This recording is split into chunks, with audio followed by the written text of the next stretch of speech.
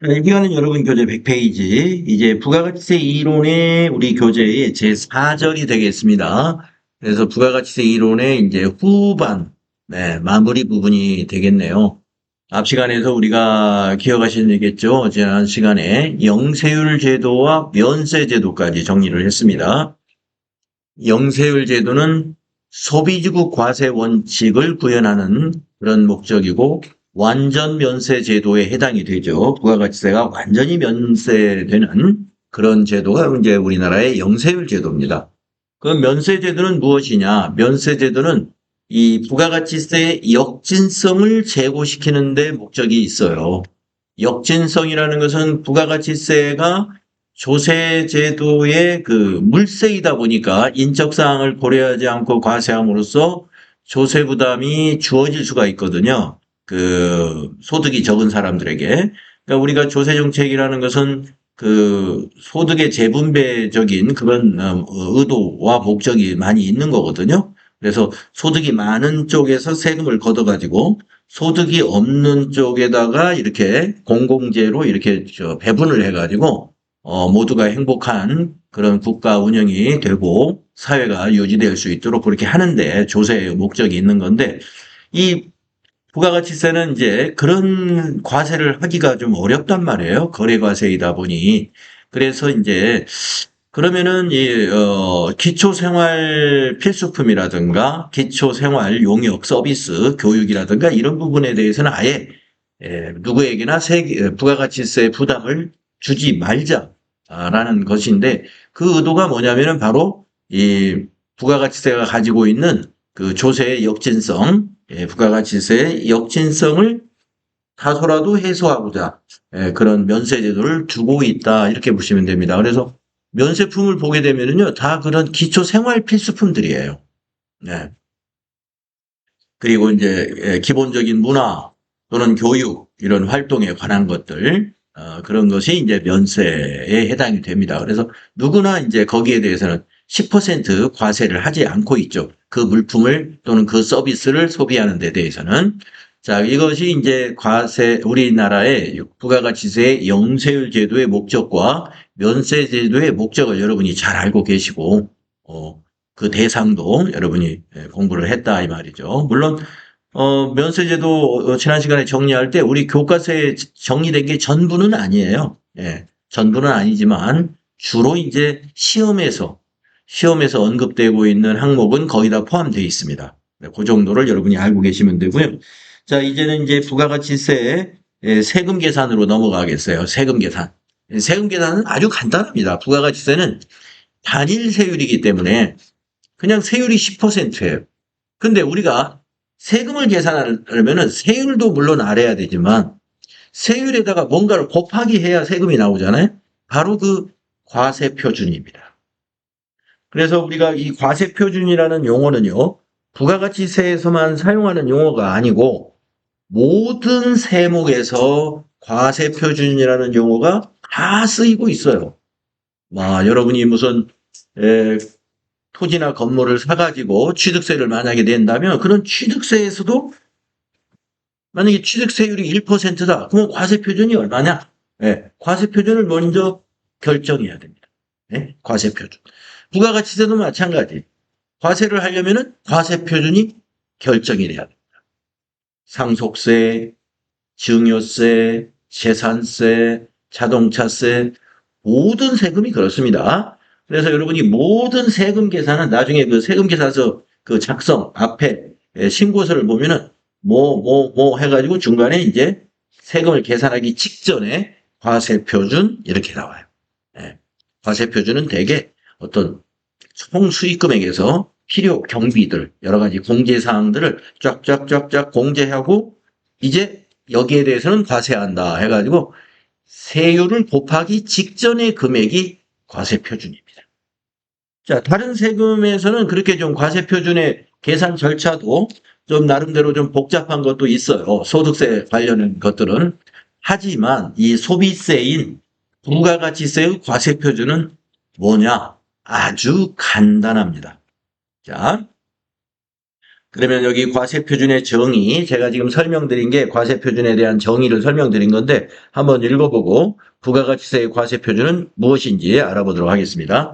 세법에 따라 직접적으로 세액 산출의 기초가 되는 과세 대상의 수량 또는 가액을 말한다. 예, 과세표준이라는 건 세액 산출의 기초가 되는 가액이다 이런 얘기입니다. 부가가치세에서 과세표준은 해당 과세기관에 공급한 재화 또는 용역의 공급가액 합한 금액이다. 공급가액을 합한 금액이다. 즉 공급가액이다 하는 얘기입니다. 공급가액. 네. 우리가 이제 부가가치세의 그 거래징수한 증빙, 그게 이제 세금 계산서라고 하는 증빙인데요. 이제 나중에 여러분이 책에서 세금 계산서를 수없이 보실 거예요. 실습하면서. 그 세금 계산서에 보면은 공급자, 공급받는 자, 이런 표현이 있습니다. 그 공급자가 바로 판매자이고, 공급받는 자가 그 상품을 매입한 자예요. 예, 그런데 공급 가액은 뭐냐? 바로 공급자가 공급받는 자에게 과세한 과세 표준이 바로 공급가액이에요. 예, 그래서 우리가 세금계산서 양식을 보면 공급가액, 그 다음에 세 이렇게 구분이 되어 있습니다. 그래서 부가가치세에서 과세 표준은 뭐다? 공급가액이다. 네. 그래서 여기 설명 보시면 부가가치세액을 포함하지 않은 매출액 등을 말한다. 예, 매출액이다. 여러분이 이제 나중에 분개할 때 상품을 팔았다 그러면 상품 매출, 요게 매출액입니다. 그 매출액에는 세금이 들어있지 않은 거예요. 네, 매출은 회사의 수익입니다. 그래서 상품 매출이라는 것은 원가에다가 이익을 붙여서 파는 거거든요. 그거는 회사의 수익이에요. 회사의 수익이고 그 공급가액입니다. 그게. 그 공급가액에다가 10% 세율을 곱하기 해가지고 공급받는 자에게 징수를 하죠. 징수를 합니다. 그래서 사업자끼리는 항상 이게 얼마입니까 하면은 공급가액으로 항상 이 얘기를 해요. 공급가액으로 사업자들끼리 그 대화를 한다고 그럴까요? 거래에 대한 어떤 단가 결정 같은 걸 한다. 이걸 단가를 얼마로 할까요? 한 달 외상으로 하면 단가가 1,000원이고 3개월 외상으로 하면은 1,100원이고 뭐 이렇게 이제 이 얘기를 한다고 할 때 그 1,000원이다, 1,100원이다 하는 것은 공급가액이에요. 공급가액. 그래서 단가가 결정되면 곱하기 수량 해가지고 수량 곱하기 단가 하면은 그게 공급가액이 되고요. 거기에 10% 세율을 곱한 것이 세액이 됩니다. 부가가치 세액이죠. 그래서 그 세액까지 더한 합계를 부르는 명칭이 공급대가예요. 예, 부가가치세를 포함한 금액이다 하는 의미입니다. 공급대가. 공급대가는 부가가치세를 포함한 합계 금액을 말하는 용어이고요. 공급가액은 세금 제외한 매출액. 예, 공급자 입장에서는 매출액. 그것이 공급가액이다. 그래서 부가가치세의 과세표준은 뭐다? 공급가액이다. 이렇게 이해하시면 되겠습니다. 그러니까 과세표준을 계산하는데 어려울 것이 하나도 없어요. 수량 곱하기 단가 하면 그게 공급가액이에요. 수량 곱하기 단가 하면은. 자, 과세표준의 결정. 자, 과세표준이 공급가액이라고 하는데 공급가액은 어떻게 결정되느냐? 일반적으로 수량 곱하기 단가니까요. 예. 자, 금전의 대가를 받은 경우, 그렇죠. 예, 그 대가를 받은 게 바로 과세표준입니다. 금전 외의 대가를 받은 경우, 예, 시가를 과세표준으로 봅니다. 네, 금전이라는 건 이제 돈을 말하는 건데, 돈 외에 다른 것으로 받았다 이거예요. 예, 그러면 그 시가를 과세표준으로 한다. 폐업한 경우에도 남아있는 재화의 시가. 간주공급이라고 해서 우리 지난 시간이었나요? 특별한 공급이 있었죠. 여러 가지 그 승용차 비영업용으로 전용하게 되면은 자기에게 공급한 걸로 본다. 라든가 또 면세 사업으로 매입한 것을 아니요 과세 사업으로 매입한 것을 면세 사업에 사용하게 되면은 그것도 자기에게 공급한 걸로 보고 과세한다고 그랬잖아요. 그때 그러면 과세 표준을 뭘로 보느냐, 이거 원가로 보느냐? 아니다. 전부 다 시가입니다. 그래서 일반적인 원칙은 대가를 받았으면 그 받은 금액이 과세 표준이고, 그리고 나머지 대가를 받은 게 아니에요. 뭔가 다른 방법이나 실지 거래가 아니었다 하면은 시가를 기준으로 과세 표준이 결정된다. 네, 그 밑에는 부당행위 계산 부인. 네, 부가가치세법상 어떤 탈세를 목적으로 부당한 거래에 위조가 있었다고 봤을 때는요, 그 거래를 부인한다는 겁니다. 그 계산은 부인한다. 하고 이것도 시가를 적용한다 하는 거예요. 시가를 공급가액으로 본다. 자, 어떤 설명인지 한번 잠깐 읽어보면요. 특수관계인에게 공급하는 재화나 용역의 공급가액이 조세의 부담을 부당하게 감소시킬 것으로 인정되는 경우에 공급한 재화나 용역의 시가를 공급가액으로 보고 과세하겠다. 이제 여기서 부당하게 감소시킬 것으로 인정이 된다는 말은 조세를 부담을 줄이기 위해서, 즉 부가가치세를 적게 납부할 의도를 가지고 거래 금액을 축소 신고한 것으로 보여진다, 이런 얘기입니다. 네, 그런 것은 우리가 특수관계인이 아닌 경우에는 뭐 할인해서 팔았나 보다 이렇게 보겠지만, 네, 특수관계인 등에게 이렇게 거래를 할 때 시가가 아닌 이렇게 아주 좀 부당하게 할인된 금액으로 거래를 했을 때는 시가로 공급가액을 인정하겠다 하는 얘기입니다.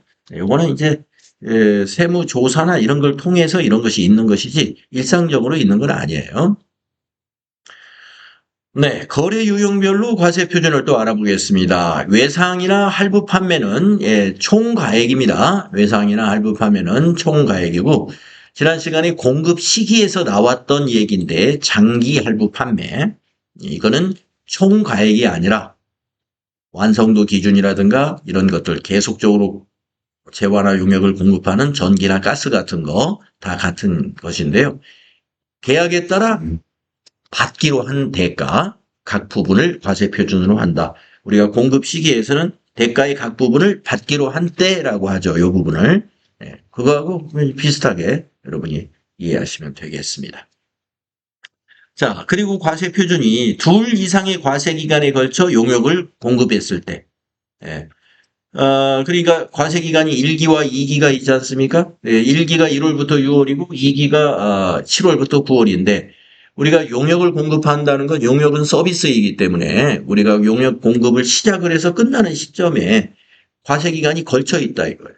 그래서 6월 15일부터 가령 7월 15일까지 이 기간 한 30일 동안 서비스를 제공했다라고 했을 때 과세 표준을 그럼 어떻게 정하느냐? 해당 과세 기간에 그 일자로 안분 계산합니다. 안분 계산해서 과세 표준을 신고하게 된다. 자, 그 다음에 이제 그 옆에 페이지에 보시면은 항목별로 과세 표준의 포함 여부. 네. 과세 표준의 포함 여부를 이슈가 되는 부분을 정리했는데요. 먼저 왼쪽 거를 보시면은요.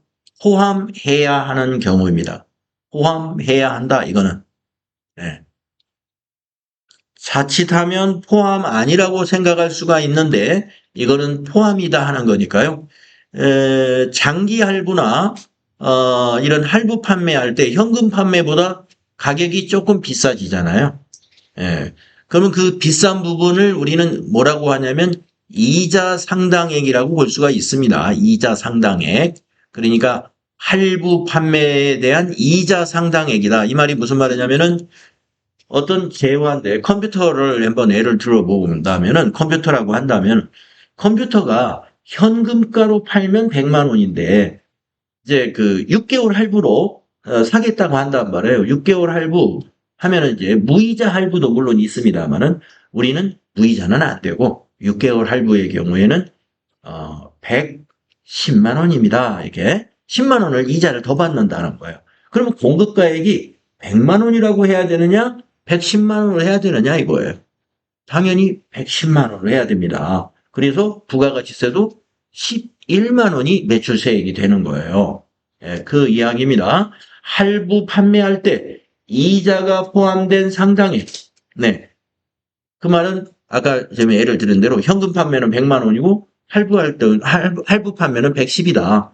라고 했을 때 매출세액을 현금 판매 기준으로 매출세액을 보아야 되느냐? 할부 판매 기준으로 매출세액을 계산해야 되느냐? 요 얘기거든요. 당연히 할부 판매 기준으로 매출세액이 신고가 돼야 됩니다. 그래서 할부 판매 시 이자 상당액은 과세 표준에 포함되는 것이다. 네. 그리고 요 이자에 대해서 그 옆에 거를 살짝 봐주시면은 그 오른쪽에 있는 부분은 포함하지 않아야 되는 과세 표준인데요. 그 이자 이 얘기가 이제 보기에 연체이자라고 가끔 나와요. 연체이자. 여러분 연체가 뭔지 아시죠? 할부를 이렇게 기간을 정했단 말이에요. 만약에 3개월 할부라고 그러면 매월 뭐 15일이라든가 이렇게 날짜를 정했는데 만약에 그걸 안 지키면 어떻게 되느냐 이거 15일 날 입금하기로 했는데 15일을 안 지켰어요. 그럼 이제 어떤 약관을 정하잖아요. 약정을 하잖아요. 연체의 경우는 이자를 또 더 낸다 뭐 이런 거. 연체 이자에 대해서는 부가가치세가 없어요. 예. 그러니까 아까 자 할부로 팔았단 말이에요. 그래서 110만 원이 과세 표준이 됐어요. 그럼 그 공급자는 110만 원에 대해서 11만 원만 부가가치세를 신고하고 납부하면 됩니다. 예. 나중에 공급받는 자가 제대로 약속을 못 지켜서 우리는 그 공급받는 자로부터 110만 원만 받은 게 아니라 연체 이자까지 포함해서 115만 원을 받았어요. 결국에 몇 번 연체를 하는 바람에. 그러면 115만 원 받았으니까 5만 원에 대해서 부가가치세를 더 신고를 할 필요가 없다. 네, 그 5만 원이 뭐다? 네, 연체이자니까. 연체이자는 과세 표준이 아닙니다. 네, 과세 표준이 아니다. 그래서 할부이자는 과세 표준, 연체이자는 과세 표준이 아닙니다. 이렇게 비교해서 알아두시면 됩니다. 그 다음에 그 밑에 세 줄이 있잖아요. 요 세 줄이 두 줄이군요. 요 두 줄이 있는데 요 두 줄의 공통점 앞에 뭐라고 붙어 있냐면 대가의 일부로 받았다는 표현이 있어요. 대가의 일부로 받았다. 요것만 기억하시면 됩니다. 네.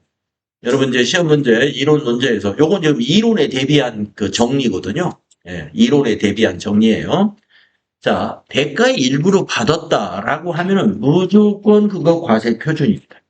예, 그것이 운송료가 됐든 포장비가 되었든 보험료가 되었든 하역비가 되었든 간에 대가에 포함해서 받았다는 뜻이에요. 대가라는 것은 공급한 가액. 예. 그래서 우리가 거래처에다 판매를 했는데 상품값은 100만 원이에요. 근데 거래처에서 원래 와서 자기가 사가지고 가야 되는데 거래처에서 우리가 운송비 부담할 테니까 운송비 부담할 테니까 운송 좀 해주세요. 라고 했어요. 근데 그 물건은 운송도 해야 되고 또 상하차가 시계차 같은 무거운 장비를 써가지고 그런 장비를 써서 상하차를 해야 돼요. 뭐 지게차 불러야죠. 또 저기 트럭 운반비 해야죠 해서 자 상품 가격은 100만 원이고 지게차 부르는데 10만 원, 운송하는데 20만 원 해가지고 30만 원이 돼가지고 130만 원을 과세 표준으로 한다 이거예요. 대가 일부로 받을 때 그래서 100만 원을 받은 게 아니라 거래처로부터 130을 받았으면 부가가치세는 130에 대한 13만 원이다 이거예요. 자, 대가의 일부로 받는 것은 전부 과세 표준입니다. 대가의 일부로 받는 건 과세 표준입니다.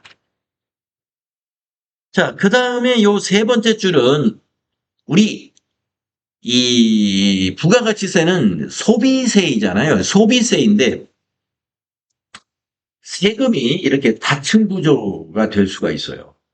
다층 구조. 무슨 얘기냐면 예를 들어서 요 관세를 한번 예를 들어보면 여기 관세가 어디 나오겠죠. 안 나오나요? 여기서는 지금 관세는 예를 들지 않은데 관세도 해당이 됩니다. 자, 외국에서 고급 차를 하나 수입을 한다고 보겠습니다. 고급 승용차. 예. 그러면요. 그 차값이 1억 원이라고 생각을 해볼까요? 1억 원? 그러면은 외국의 고급 승용차를 우리나라에 이제 수입을 하잖아요? 그럼 부가가치세가 어떻게 붙냐면 1억 원의 10%가 아니에요. 부가가치세 과세 표준은 다른 세금 다 포함시킵니다. 자, 만약에 관세가 10%가 붙는다고 봐요. 그러면 1억 원에 10%니까 1억 1천만 원이 되겠죠. 또 자동차에는 교통에너지 환경세가 붙거든요. 목적세로서. 교통에너지 환경세가 가령 그 관세에 아니 그 과세 매입한 그 물건 값에 또 10%가 붙는다고 볼까요? 그러면 또 1천만 원 또 붙겠죠. 예. 자, 관세 10% 해서 1천만 원. 또 교통에너지 환경세가 또 1천만 원 붙었다고 봐요. 네. 이런 관세에다가 교통에너지 환경세 또 뭐가요? 승용차니까 개별 소비세 붙잖아요. 네, 국민 승용차도 개별 소비세가 붙으니까. 개별 소비세가 또 1천만 원 붙었다고 보겠습니다. 그러면 1억 원에 대해서 부가가치세 1천만 원이 아니라 1억 3천만 원에 대한 부가가치세 10% 계산한다. 예. 자, 부가가치세의 과세 표준은 그 모든 개별 소비세와 관세, 그 외의 모든 목적세를 과세 표준에 전부 포함시킨다. 이런 얘기입니다. 한번 읽어보면요. 개별 소비세와 교통에너지 환경세 및 주세가 과세되는 재화나 용역에 대하여는 해당 개별 소비세와 교통에너지 환경세 및 주세와 그 교육세 및 농어촌 특별세 상당액이 과세 표준에 포함된다. 따라서 부가가치세는 모든 세금을 다 포함한 금액이 물건값하고 합해져서 과세 표준이 된다는 거예요. 네, 그래서 부가가치세는 일반 소비세이기 때문에 맨 마지막에 계산합니다. 네. 뭐 교통에너지 환경세 계산하기 전에 계산하는 게 아니라 맨 마지막에 계산해요. 부가가치세가. 자, 모든 세금을 다 포함해서 과세 표준이 된다 하는 거 기억하시면 되겠습니다. 자, 그 다음에 이제 이 5번째 줄에 있는 과세 표준에 포함되는 게 뭐냐면 마일리지로 판매한 것도 과세 표준에 포함된다. 예. 마일리지로 파는 거.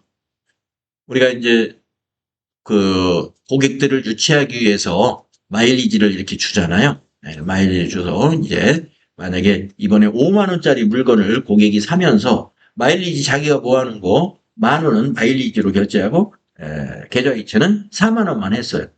그럼 우리는 돈 받은 건 4만 원이니까 우리는 부가가치세는 4천 원이다. 이게 아니다 이거죠. 마일리지 상당액도 과세 표준에 포함된다. 이렇게 알고 계시면 되겠습니다. 자, 그러면 이 과세 표준에 포함되는지 안 되는지 약간 그 이슈가 될 만한 내용들을 왼쪽에 정리해 놨다는 거고, 오른쪽은 이것은 빼줘야 된다. 과세 표준이 아니다. 자, 첫 번째 나와 있는 건 너무 당연한 거죠. 우리가 그 매출 원가 공부할 때 매출액에서 빼줘야 되는 3가지 정리했잖아요. 매출 애누리, 매출 환입, 매출 할인. 네, 매출액에서 빠지죠. 우리가 매출액은 우리가 과세 공급가액이라 그랬습니다. 그러니까 매출액에서 빠지는 거니까 당연히 과세 표준에서도 빠지는 겁니다. 매출 애누리, 매출 환입, 매출 할인 요 3가지 과세 표준 아닙니다. 그 다음에 두 번째 뭐냐? 공급자에게 공급받는 자에게 도달하기 전에 제품이 사고가 나가지고 파손되었다는 거예요. 예, 그거 당연히 멸실된 재화는 돈을 못 받잖아요. 예, 멸실된 재화에 대한 가액은 과세 표준에 포함되지 않는다. 당연하다. 도달하기 전에 멸실돼 버렸어요. 그러니까 그건 돈 못 받는 거니까 그건 과세 표준이 아니다. 이거 여기에 대해서 부가가치 내라. 지금 저 회사가 상품을 판매하다가 이번 오늘같이 비 오는 날 미끄럼 사고가 나가지고 우리 운송하는 도중에 말이죠. 차가 전복이 돼가지고 제품이 다 망가져 버렸어요. 거기에 대해서 국가가 부가가치세 내라고 할 수 없잖아요. 예, 그렇죠. 도달하기 전에 멸실된 거. 그건 판매로 보지 않는다는 거. 그 다음에 세 번째는 뭐냐? 세와 또는 용역의 공급과 직접 관련되지 않는 국가 보조금, 국고 보조금 또는 공공 보조금. 네. 우리가 이제 공공 보조금을 받아가지고 매입하는 경우도 있어요. 그러니까 상품 가격이 1억 원인데, 우리 그 전기차 같은 경우 지방자치단체나 국가에서 보조금 나오잖아요. 예. 그러면 만약에 차값이 1억 원이라고 봐요. 그래서 지자체에서 보조금 3천만 원 받았어요. 그러면 이제 차를 파는 사람, 현대자동차가 만약에 차를 판다. 1억 원짜리 차를 소비자한테는 7천만 원만 받아요. 7천만 원 받고 또 국가나 정부에서 보조금 3천만 원 이렇게 해가지고 그 세금계산서를 발행을 할 거예요. 그러면 한 현대자동차가 세금계산서 발행할 때는요, 차값 1억 원으로 발행합니다. 왜냐? 그 국가 보조금은 이 자동차 판매하고 직접 관련이 있는 국고 보조금이에요. 그거는 과세표준에 포함이 돼요. 근데 여기서 뭐라고 그랬느냐? 재화의 공급과 관련이 직접적으로 관련되지 않는 국고 보조금이다 이거예요. 예. 그러니까 그 제품 판매하고 그 상품 판매와 직접적인 관계가 없는 국고 보조금은 과세 표준이 아닙니다. 아까 제가 뭐 전기차에 정부 보조금 나오는 거 그건 관련이 있는 거예요. 직접적인 판매하고. 그러나 그거 제품 판매나 상품 판매하고 관련되지 않는 보조금이 나올 수가 있어요. 이런 것은 관련성이 없으니까 과세 표준이 아닌 거다 이거. 자, 연체이자 아까 말씀드렸습니다. 연체이자는 과세 표준이 아닙니다. 과세 표준이 아니라는 말은 과세가 안 된다 이렇게 받아들이면 돼요. 그 다음에 이제 요 예제는 뭐냐면 용기 대금인데요. 용기를 나중에 반납을 하는 용기가 있습니다. 반환하는 조건. 네. 반환하는 조건으로 용기 대금을 받는 판매 방식이 있어요. 지금 그렇게 파는지는 확실히 모르겠습니다만 예를 들어서 무슨 LPG 가스통 같은 경우 LPG 가격이 가령 10,000원이라고 하고 가스통이 5,000원이라고 했을 때 일단 15,000원을 청구를 합니다. 15,000원. 나중에 가스통을 가져가면 5,000원을 돌려줘요. 그러니까 사실은 그 나중에 실제로 공급한 것은 그 10,000원만 공급한 겁니다. 그 안에 있는 가스만. 통값은 왜 받아가느냐? 혹시 이제 그 통을 못 받을까봐 용기 대금을 그 회사에서 가져가거든요. 그 다음에 이제 음료수 회사 같은 경우 또는 맥주 회사라든가 이런 회사 같은 경우는 이 박스는 우리 회사의 자산입니다. 이렇게 인쇄하는 걸 본 것 같기도 한데 그런 것도 그래요. 이렇게 플라스틱 단단한 박스 같은 거 있잖아요. 그러면 거기에 이제 20개씩 넣다든가 이러면은 병을 다 팔고 나서 그 밑에 이제 그 통은 회수를 해 나갑니다. 근데 그 소매점에서 그 통을 회수해 주면은 돈을 이제 그 음료수 대리점에서 돈을 돌려주는데 회수 안 해주면은 박스 값을 안 주죠. 그런 조건으로 우리가 용기 대금을 받아갈 때 그러면 그 용기 대금도 부가세가 과세되느냐 이거예요. 안 된다 이거예요. 예. 자, 그 얘기입니다. 과세 표준이 아니에요. 이거는 용기 대금은. 자, 통상적으로 용기 또는 포장을 해당 사업자에게 반환할 것을 조건으로 그 용기 대금이나 포장 비용을 공제한 금액으로 공급하는 경우에는 그 용기 대금과 포장 비용은 뭐다? 과세하지 않는다. 과세 표준이 아닙니다. 자, 그 다음에 그 밑에 있는 또 이슈가 될 만한 게 뭐냐? 봉사료라고 하는 게 있어요. 봉사료. 예. 봉사료는 그 사업자하고 관계가 없는 봉사료를 말해요. 예. 사업자하고 관계가 없는 봉사료가 뭐냐? 여기 한번 설명 읽어보면 무슨 말인지 알 거예요.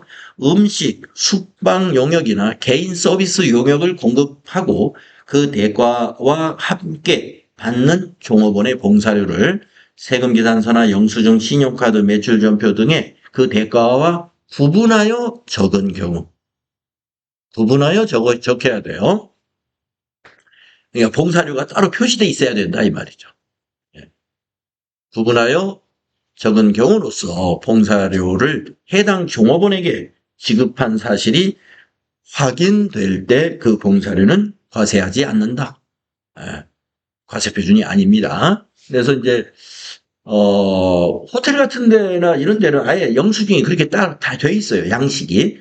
이렇게 뭐 수량 몇 개, 단가 얼마 쭉 돼 있고 밑에 합계 있고 그 밑에 봉사료. 예. 봉사료 따로 구분이 되어 있습니다.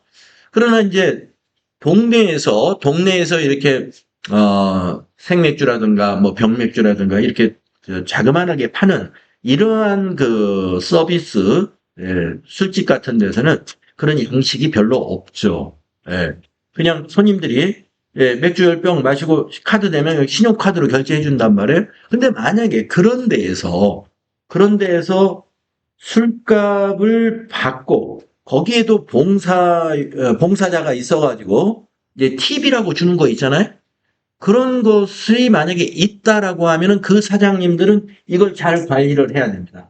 네, 이 부분을 어떻게 하느냐, 노트를 하든지 뭐 장부를 엑셀로 쓰든지 아니면 일반 노트를 쓰든지 해서 그날 매출액에서 카드 결제 금액에서 봉사료로 카드 대금이 결제된 거, 그걸 잘 적어놔야 돼요.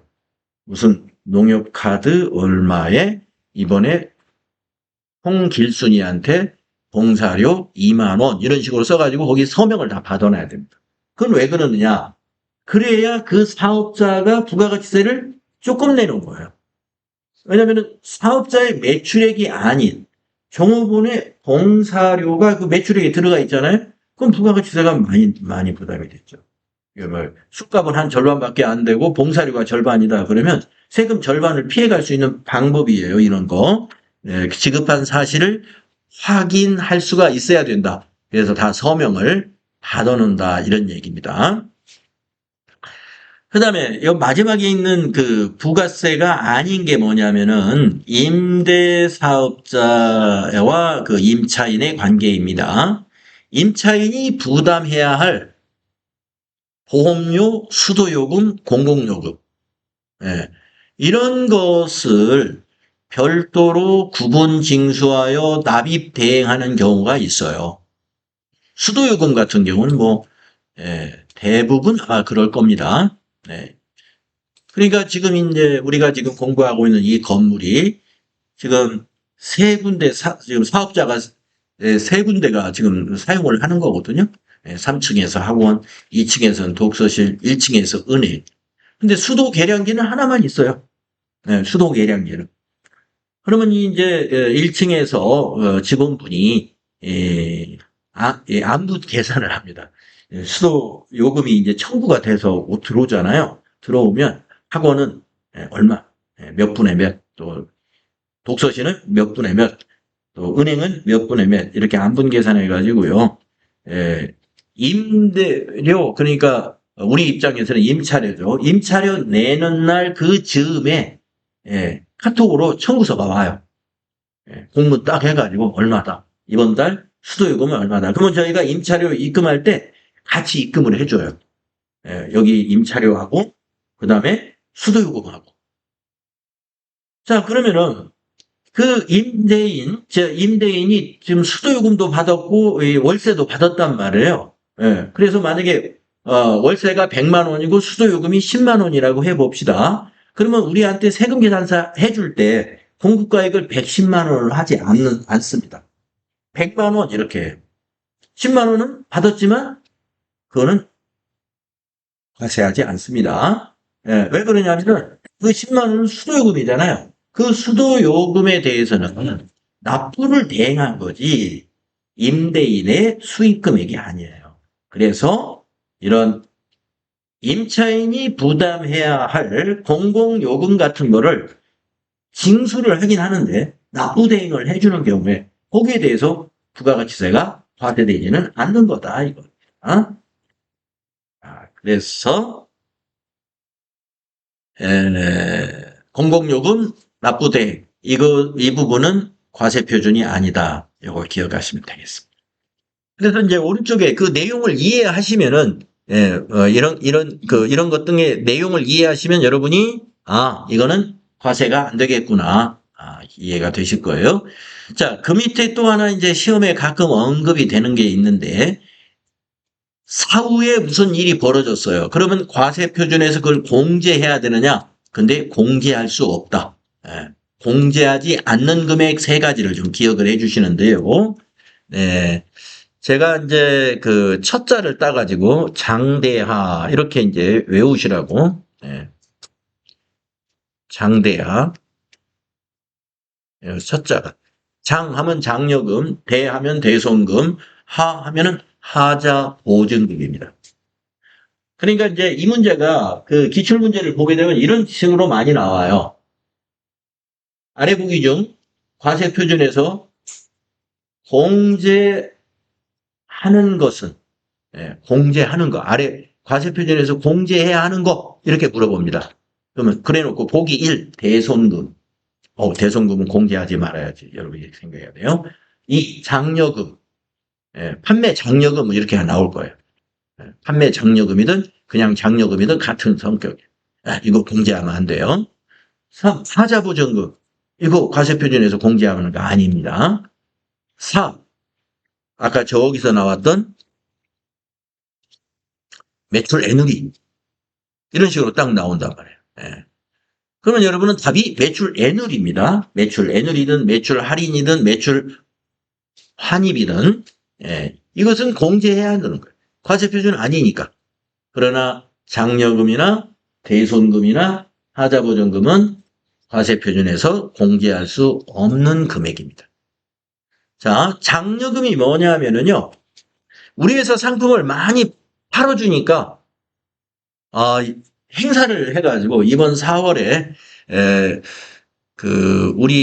우리가 만약에 도매상이고, 이제 우리 거래처 소매상이 한 50개 있다고 봐요. 소매상 50개에다가, 저기를 보냈어요.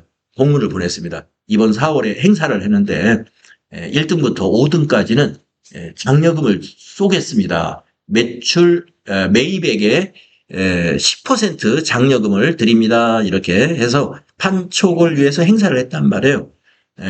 그래가지고 이제 1등부터 5등이 결정이 될 거 아니에요? 그래가지고 그 회사들이 매입한 금액에서 10%를 나중에 장려금을 쏘아줬습니다. 캐시백 해줬다 이거야. 캐시백. 캐시백 해줬으니까 우리는 그 부가세 공급가액에서 빼야 되느냐? 뺄 수 없습니다. 캐시백은 캐시백인 거고 세금은 이미 결정이 났어요. 실제 공급한 거예요. 그래서 장려금 우리 개인으로 말하면 캐시백 돌려받은 거 요거 부가가치세는 과세된다. 공개할 수가 없습니다. 공급자 입장에서 장려금에 대해서 부가세를 즉 과세 표준에서 공제해서는 안 된다 이거예요. 그다음에 대손금 우리 매출채권에서 배웠는데요. 외상매출금이나 받으러움을 못 받게 되면은 그게 대손이 발생한 거예요. 못 받게 되면. 그래서 우리가 이제 만약에 일기 예정 신고를 했는데 1월부터 3월까지가 일기 예정 과세 기간이에요. 그러면 이제 이번 달 4월 25일 날 토요일이군요. 그러면 27일 날까지 부가세를 이제 납부를 해야 됩니다. 1월부터 3월 사이에 있는 그 매출세액에서 매입세액을 빼가지고 납부를 해요. 4월 27일까지. 그런데 만약에 대손금이 있다고 봅시다. 대손금. 그래가지고 이제 이미 세금은 4월 달에 냈는데 5월 지나고 6월 지나고 8월 지나고 쭉 해가지고 이제 이 2기 확정쯤에 그러니까 10월이나 11월쯤에 그 회사가 뭐 파산이 났던가 부도가 발생했다든가 개인 사업자 같으면 사고가 나가지고 사업자가 어디로 실종이나 사망이 있다든가 이렇게 해서 채무자가 없어져 버렸어요. 그래서 받을 수가 없는 상태가 됐다. 그러면 대손이 발생한 거죠. 그러면 매출액에서 우리 4월 27일 날 신고할 때 우리가 못 받는 돈이 있으니까 이익이 확정 신고할 때 그 매출액을 뺀다든가 이렇게 해서 공제하고 신고해서는 안 됩니다. 대손금은 공제할 수 없어요. 공제할 수 없습니다. 그러면은 과세표준에서는 공제할 수는 없어요. 한번 판매가 일어난 거니까. 하지만 국가라는 것이 그렇게 국가가 세금을 근거 없이 걷어들일 수는 없는 거잖아요. 실제로 못 받게 되는 것이잖아요. 그런데 세금은 공제를 해줍니다. 세금은 빼줘요. 근데 과세표준에서는 공제를 안 한다. 기업 입장에서는 뭐 큰 문제가 없어요. 세금만 돌려받으면 되는 거예요. 그래서 세금은 대손세 공제라는 제도가 있어요. 대손세 공제는 되는데 대손금은 공제하지 않는다. 이거 알고 계시면 돼요. 대손세 공제는 있습니다. 자, 그 다음에 하자보증금. 우리가 이제 건설업 같은 경우에 하자가 일정 기간 보장을 해줘야 되잖아요. 집을 만약에 5억 원에 지어주었다. 5억 원을 건물주로부터 받았어요. 그러면 5억 원에다가 부가세 10%니까 5천만 원에 부가세가 발생하겠죠. 그런데 이제 우리가 이제 3년간 하자 보증을 하면서 건설회사가 그 하자 보증금으로 가령 5천만 원이 들어갔다 해서 하자 보증금 때문에 우리의 과세 표준을 5억 원이 아니라 4억 5천으로 줄여야 된다든가 이런 얘기 없다는 얘기입니다. 하자 보증금이 과세 표준에서 공제될 수가 없다. 그 얘기예요. 그래서 장대아 사람 이름 같죠? 장기. 장기야. 장기야를 여러분이 기억을 하시든지. 그래서 이 세 가지는 공제되지 않는다 하는 거 기억하시면 되겠네요. 다음은 재화의 수입. 네.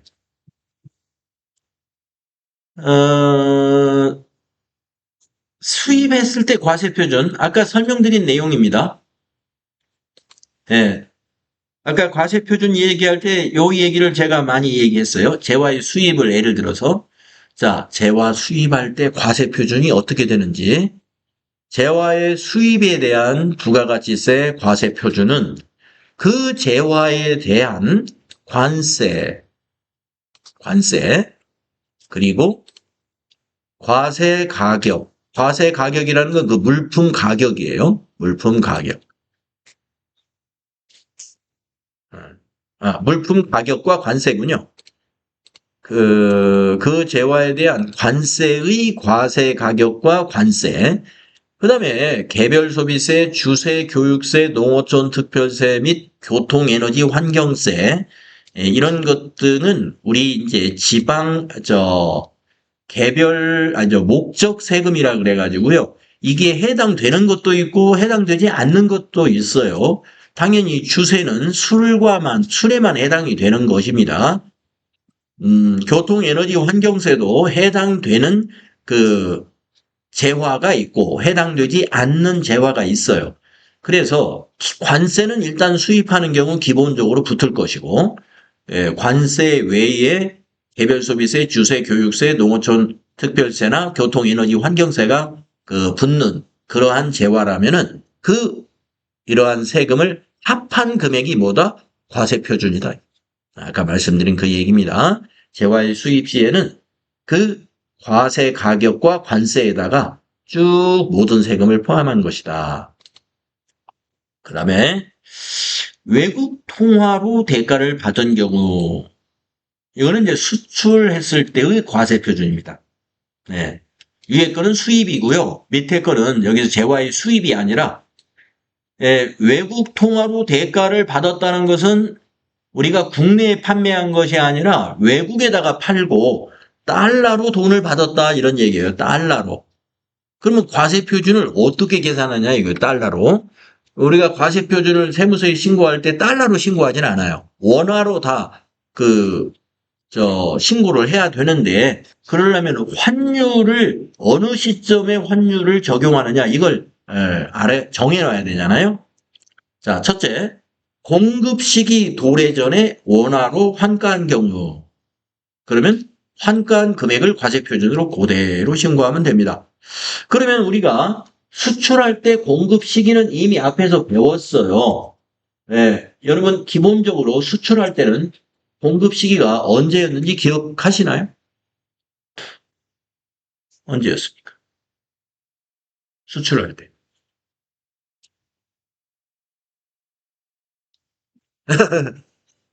외상대금을 받은 날? 그건 아니잖아요. 우리가 일반적으로 공급 시기는 이제 재화를 또는 이 재화를 인도하는 때죠. 그러면 수출하는 경우에 인도,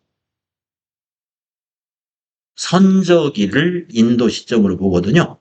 선적일을. 그래서 수출의 경우 공급 시기가 바로 선적일입니다. 근데 여기서 말하는 것은 선적하기 전에 돈을 미리 받았다는 거예요. 선수금으로 받은 거예요. 돈을 미리 받고 나중에 선적했어요. 그리고 그 돈을 받아가지고 외화로 가지고 있는 것이 아니라 환가라는 것은 환전했다는 얘기거든요. 예, 그러면 환전한 그 금액 자체를 과세표준으로 신고하면 돼요.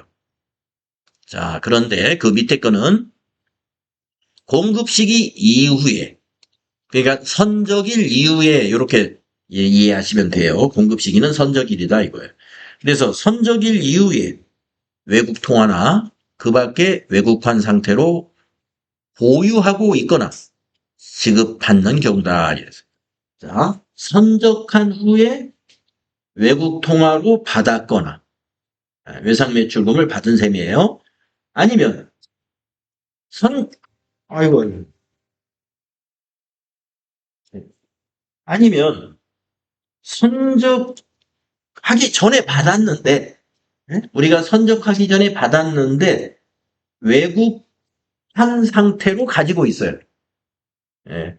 그 밖에 외국환 상태로 보유하거나 자, 공급 시기 이후에 외국 통화로 받았거나 아니면 공급 시기 전에 받았는데 환가를 하지 않고요. 환전하지 않고 외국 돈으로 애치를 해놨어요. 외화로 그대로 외화 예금에 넣어놨습니다. 그랬을 때 과세 표준은 어떻게 신고를 해야 되느냐? 공급 시기 기준 환율로. 공급 시기의 기준 환율로 계산해 가지고 신고하면 됩니다. 네, 이 두 가지 기준만 알고 계시면 된다. 네, 수출의 경우에 과세 표준을 어떻게 신고하느냐 이거예요. 수출하는 경우. 수출하는 경우 여러분 세금이 영세율이니까 0원이니까 신고할 것도 없지 않느냐 이렇게 오해하면 안 돼요. 수출은 신고해야 돼요.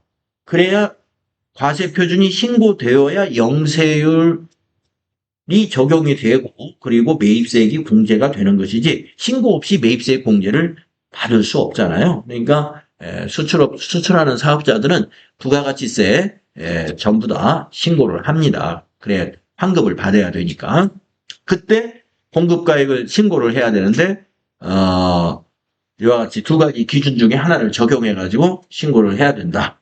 이런 얘기가 되겠습니다. 자, 오늘 첫째 시간은 우리가 과세 표준이 어떻게 결정되는가를 가지고 여러분에게 설명드렸어요. 상당히 중요한 부분이었습니다. 과세 표준의 결정.